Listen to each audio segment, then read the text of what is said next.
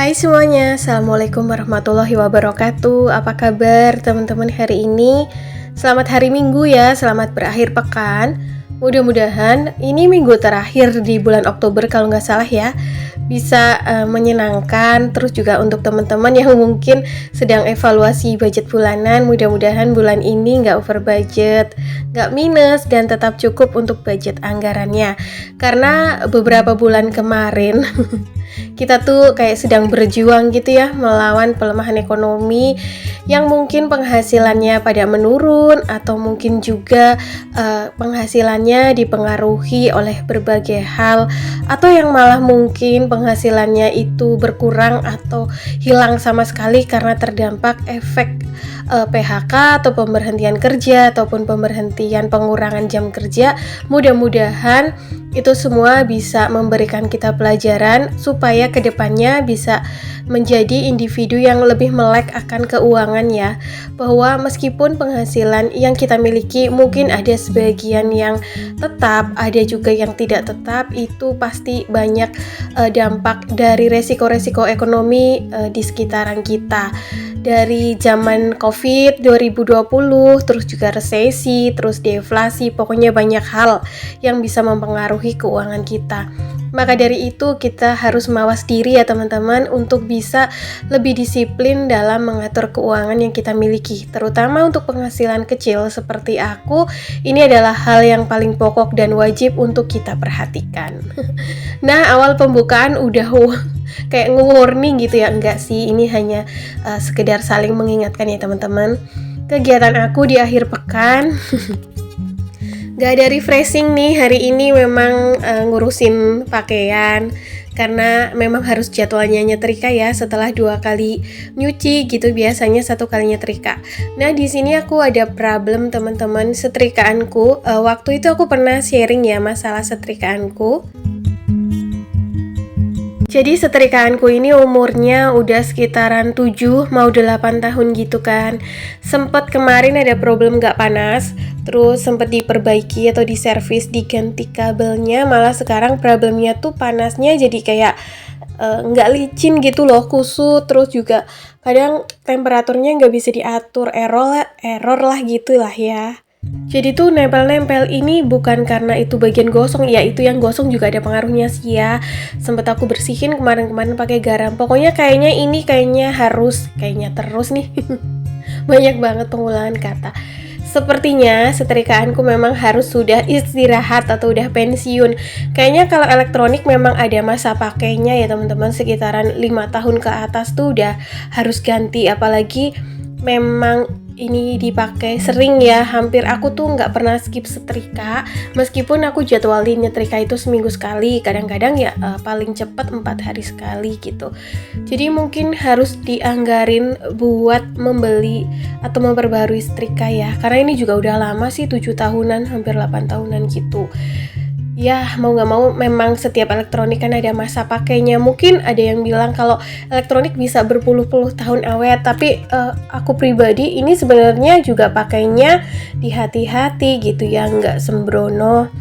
Cuman ya mungkin karena rutin dipakai aja gitu ya. Sebenarnya pakai setrika yang ini enakan sih, ringan terus licin gitu. Cuman ini memang udah error. Ini merek Philips deh kalau nggak salah. Nggak tahu sekarang harganya udah berapa ya, karena ini tuh dulu beli sekitar 7-8 tahun yang lalu di harga 365.000. Sekarang mungkin udah naik kali. Nah teman-teman, gimana juga nih persiapan awal bulan nanti? Biasanya akhir bulan menuju awal bulan tuh udah pada sibuk budgeting, terus juga pada sibuk belanja bulanan ya. Pokoknya kesibukan ibu rumah tangga yang dinanti itu adalah saat-saat menanti gajian atau saat gajian. Pasti menyenangkan meskipun kadang-kadang budget yang dimiliki penghasilannya ya udah dibagi-bagi ke dalam pos budget kebutuhan pokok rumah tangga. Istilahnya nih, kita tuh nggak dapat rempilan acan gitu ya, nggak dapat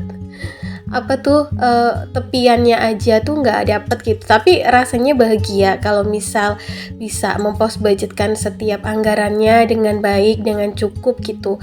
Apalagi untuk keuangan yang masih sehat, keuangan yang masih normal, cukup, tidak ada tanggungan hutang atau tanggungan kredit lainnya ya biasanya lebih longgar dalam mengaturnya.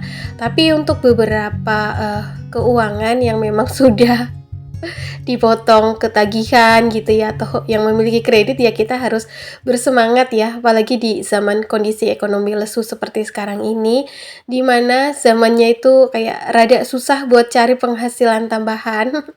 Dari penghasilan pokok aja tuh banyak yang berkurang, kadang-kadang udah jarang ada bonus-bonus, ada lemburan, itu yang aku dengar sih ya dari sekeliling aku.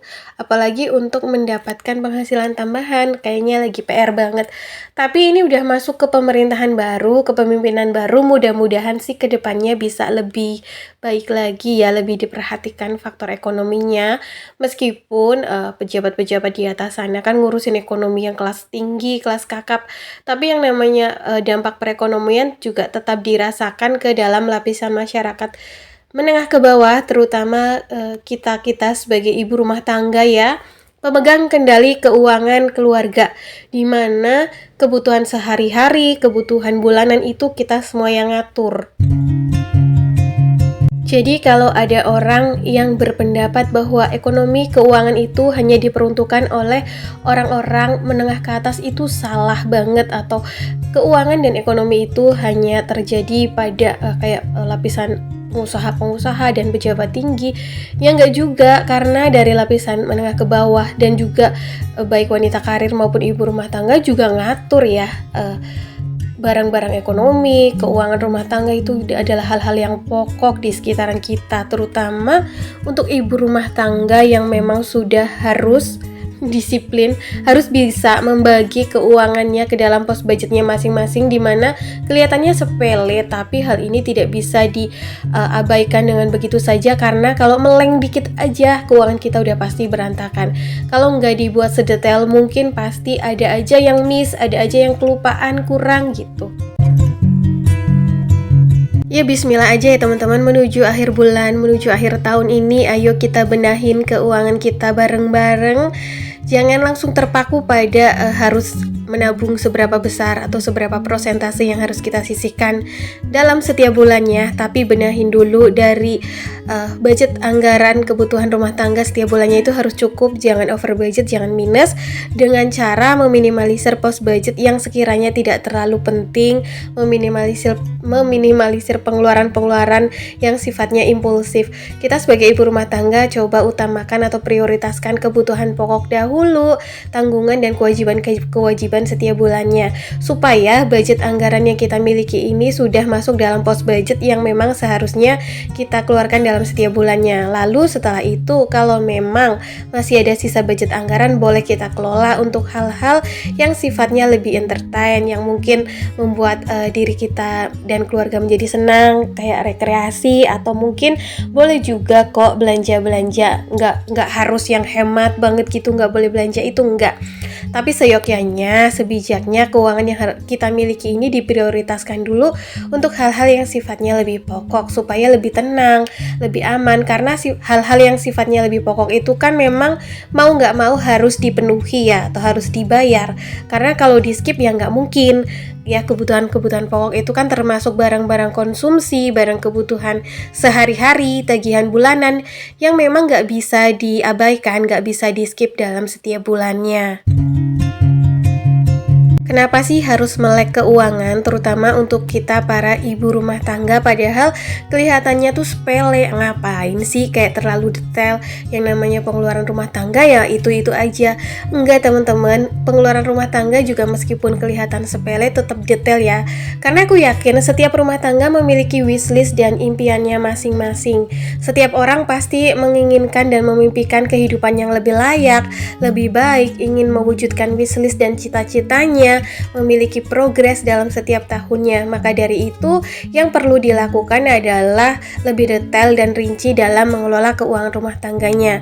Karena dari pengelolaan keuangan rumah tangga yang baik akan menghasilkan sisa-sisa budget anggaran, tabungan dana darurat yang bisa kita manfaatkan untuk mewujudkan satu persatu wishlist atau impian rumah tangga kita. Kadang-kadang kelihatannya sepele ya, tapi dari hal pengelolaan atau budgeting rumah tangga itu sebenarnya membuat kondisi rumah tangga kita menjadi lebih sehat.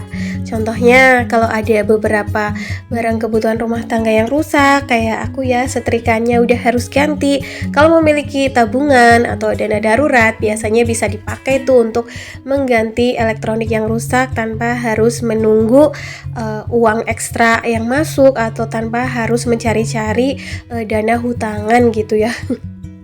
Terus kadang-kadang kan juga ada perbaikan-perbaikan rumah, entah itu misalnya saluran tersumbat, bocor, dan lain-lain. Kalau kita udah disiplin, udah bisa menyisihkan sebagian penghasilan kita untuk ditabung atau untuk dana jaga-jaga, dana darurat, ya kita bisa pakai dana tersebut tanpa harus mencari-cari dana tambahan dari luar. Itu semua kan demi kebaikan kita ya teman-teman. Sebenarnya upaya penghematan ini adalah upaya pencukupan diri supaya kita tidak bingung ke depannya kalau misal terjadi sesuatu hal yang sifatnya darurat. Jangan sepelein juga pecahan-pecahan uang receh, uang-uang kecil, sisa-sisa kembalian dari warung, sisa-sisa belanja. Karena kalau dikumpulin itu juga bisa lumayan, karena sedikit-sedikit lama-lama menjadi banyak, bisa menolong kita saat kita membutuhkan uang tersebut. Kadang-kadang tuh uang kecil suka kita sepelein, tapi pas misalnya kita butuh, terus lagi nggak ada cadangan dana, nah, uang-uang kecil itu yang kita kumpulin pasti bisa menolong ya. Kadang-kadang juga kita tidak tahu ke depannya kan pasti ada aja kebutuhan-kebutuhan mendadak.